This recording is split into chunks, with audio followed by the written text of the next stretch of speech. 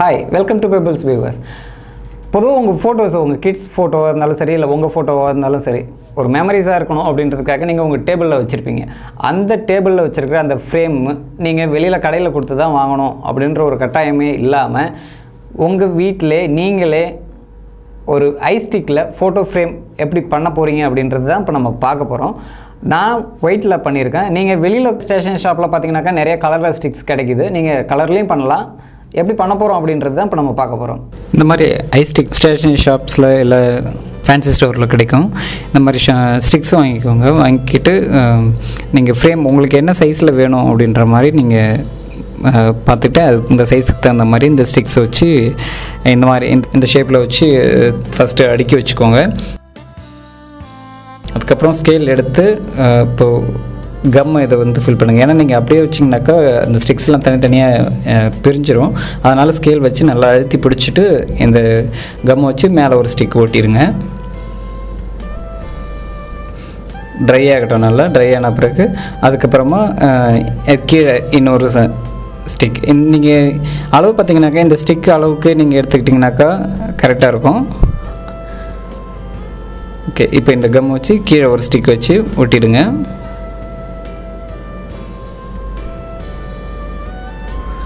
Okay, இதுதான் நமக்கு frame size. இதுக்குள்ளே தான் நமக்கு இந்த ஃபோட்டோ வரும்.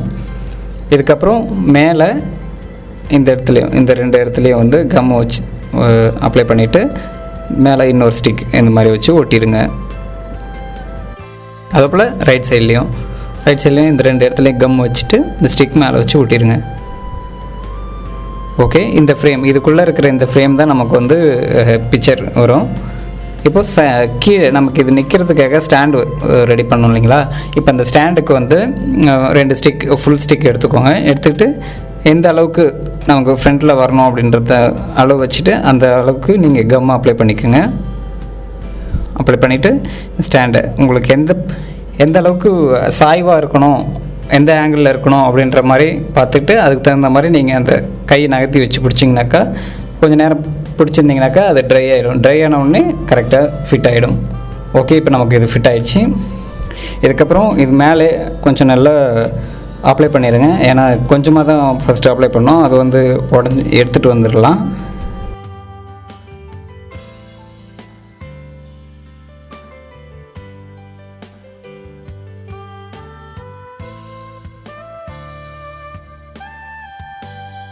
இப்போ இதை பேலன்ஸ் பண்ணுற மாதிரி நம்ம ரெண்டு ஸ்டிக் வச்சு இதில் ஒட்ட போகிறோம். இப்போ இது அப்படியே நின்னாக்கா மேபி இது உடஞ்சிடலாம்.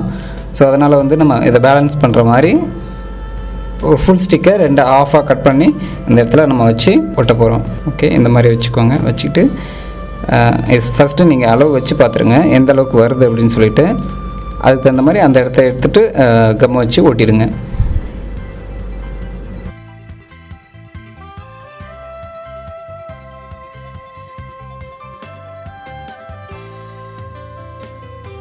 அதுபோல் இன்னொரு சைடும் ஓட்டிடுங்க.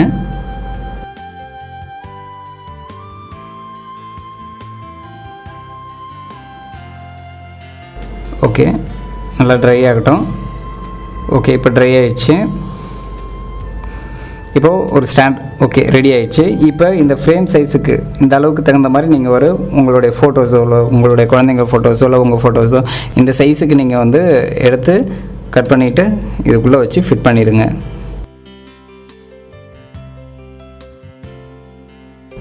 ஓகே, இப்போ இது ஃபோட்டோ ஃபிட் ஆகிடுச்சு.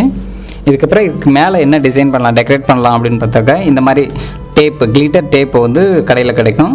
இந்த மாதிரி டேப் வாங்கிக்கோங்க. வாங்கிக்கிட்டு இதை அளவு வச்சுக்கோங்க. இதுலேருந்து இது வரைக்கும் வேணும் அப்படின்னு சொல்லிட்டு அளவு வச்சுட்டு அதை கட் பண்ணி எடுத்துருங்க.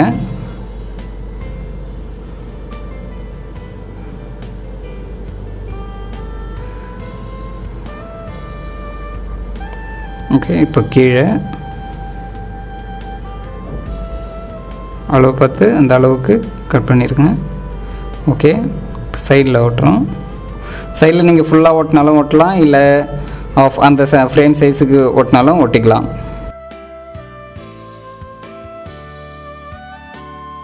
ஓகே, இந்த ஃப்ரேம் சைஸுக்கு இந்த ஃபோட்டோ சைஸுக்கு நம்ம இந்த ஃப்ரேம் ரெடி பண்ணியாச்சு.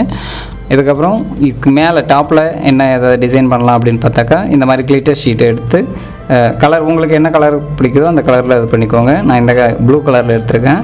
இந்த மாதிரி சைஸ் இந்த மாதிரி டிசைன் கட் பண்ணிக்கோங்க. கட் பண்ணிக்கிட்டு இந்த இடத்துல வச்சு ஒட்டிடுங்க.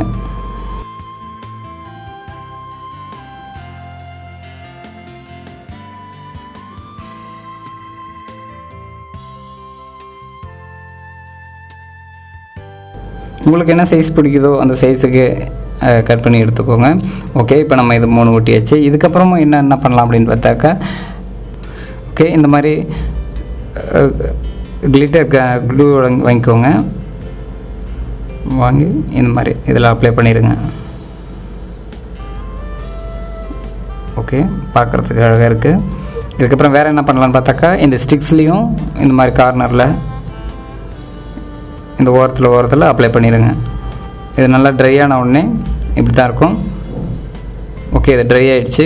இப்போ பார்க்குறதுக்கு ரொம்ப அழகாக இருக்குது. ஸோ இதை வந்து நீங்கள் உங்கள் டேபிளில் வச்சிங்கனாக்கா, உங்களுக்கு ஒரு கம்ப்யூட்டர் டேபிள் இல்லை ஆஃபீஸ் டேபிள் அந்த மாதிரி இருந்துச்சுன்னா உங்கள் பக்கத்தில் வச்சுக்கிட்டிங்கனாக்கா உங்களுக்கு பார்க்கறதுக்கு அழகாக இருக்கும். இந்த வீடியோ உங்களுக்கு பிடிச்சிருந்தால் லைக் பண்ணுங்கள், ஷேர் பண்ணுங்கள், மறக்காமல் சப்ஸ்கிரைப் பண்ணுங்கள்.